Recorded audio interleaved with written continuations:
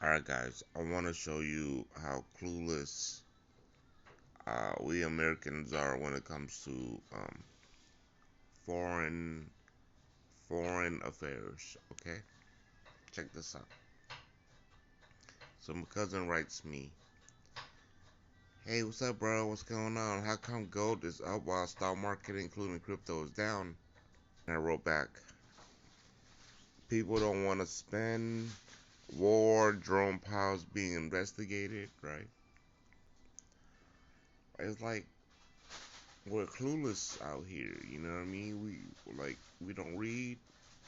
You know what I mean? We It's like we live in paradise, right? It's like first world issues. You know what I mean? Like not a care in the world, right? About nothing. I check it out. So Iran's foreign minister issued the most direct threat yet Wednesday against the United States after Tehran's bloody crackdown on protesters, warning the Islamic Republic will be firing back with everything we have if we have under renewed attack. The foreign minister goes on to say, unlike the restraint Iran showed in June 2025, our powerful armed forces have no qualms about firing back with everything we have if it comes under renewed attack. Referring to the 12-day war launched by Israel on Iran in June. This isn't a threat, but a reality I feel I need to convey explicitly because as a diplomat and as a veteran, I abhor war. So he's saying, he's a diplomat. You know what I mean? He's letting you know that, what I mean? Like, he don't like war, but he gonna do it. Mind you, he's saying all this because the World Economic Forum had rescinded his invitation, Iran's invitation to go to Davos. I believe this today or this week or whatnot, right? So right here it talks about how U.S. military is like literally going closer and closer to Iran, right? While naval and other defense officials stopped short of saying the carrier strike group was headed towards the Middle East, right? They're talking about the U.S. Naval ships. Um, and then down there it says U.S. military images released a recent day showed F-115E Strike Eagles arriving Middle East forces in the region moving towards HIMARS missile system. The type used with great success by Ukraine uh, after Russia full-scale invasion in the country in 2022.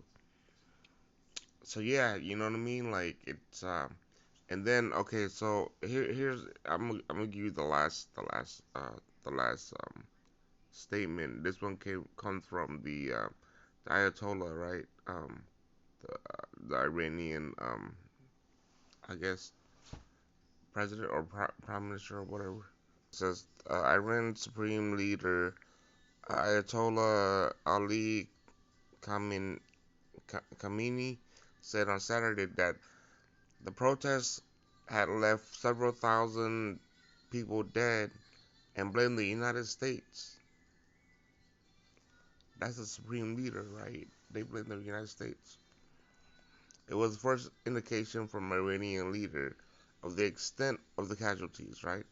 That was like literally they turned off the internet and then they went haywire like with within like less than like 2 to 3 days, right? Like they you know what I mean? And you guys worry about ICE, who's like literally just you know um making sure things don't get out of hand over here. You know what I mean? Like where they don't know who's in here that can cause um people in the United States harm, right? But anyway, I don't know. You know what I mean? That's not my position to say. But and okay, let's go to the end. What he says at the end, right? He says right here. Oh no, he right there. He blamed the United States.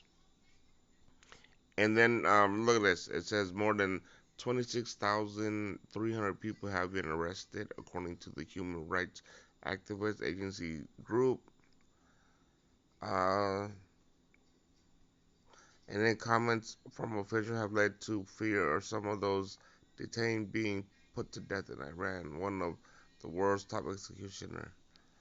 And you know that and the killing of peaceful protesters have been two red lines laid down by President by Trump and attention, right? What have Trump been saying about Iran? He goes, "Hey, don't mess with the protesters," right?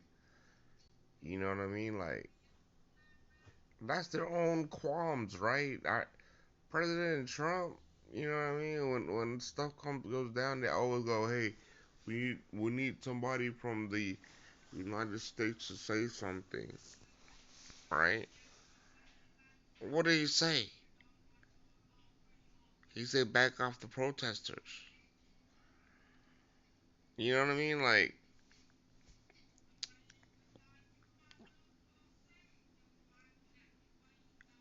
you guys talk about liberation. You guys want liberation out here in the U.S.?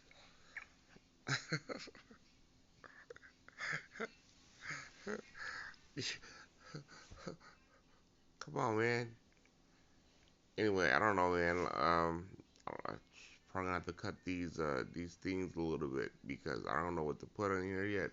But all I'm saying is this, right? Like, we in the United States don't know what the heck's going on, and we're over here making thoughts and opinions when we probably should focus our attention on like actually, you know what I mean, supporting certain things. You know what I mean? Like versus going against it. You feel me? Because like, what if that same kind of energy travel from the outside of the United States comes into the United States, right?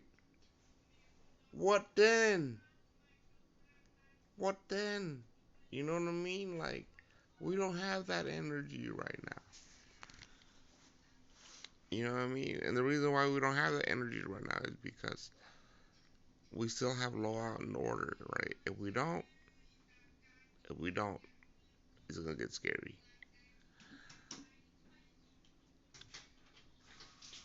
Because, then you would have like a military presence that has to go about correcting and changing things and putting things back in order like that, like whatever that was in Iran, right? So you know what I mean? Like, come on, guys, let's get it together. You feel me? Have a good day. Peace.